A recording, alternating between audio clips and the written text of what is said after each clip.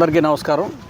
ఈరోజు రాబోయే సార్వత్రిక ఎన్నికల సందర్భంగా మూలపాడు, త్రిలోచనాపురం గ్రామాల్లో పారామిలిటరీ ఫోర్సెస్ తోటి అదే రకంగా సివిల్ పోలీసులతోటి కలిసి మా సిపి గారి ఆదేశాల మేరకు ఫ్లాగ్ మార్చ్ నిర్వహించడం జరిగింది.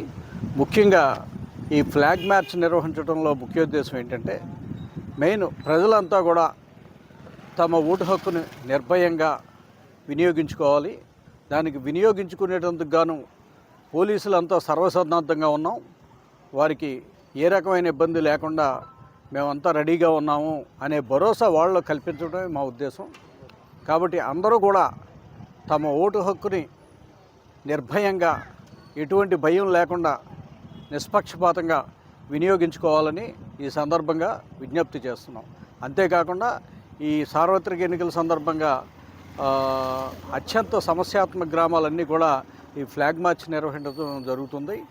అదే రకంగా రౌడీ షీటర్స్ని, అలాగే ప్రీవియస్గా ఎలక్షన్ అఫెండర్స్ని, ట్రబుల్ మాంగర్స్ని, వీళ్ళందరి మీద కూడా 107 సిఆర్పిసి కింద బైండ్ ఓవర్ కేసులు కూడా పెడుతున్నాం వాళ్ళ మీద.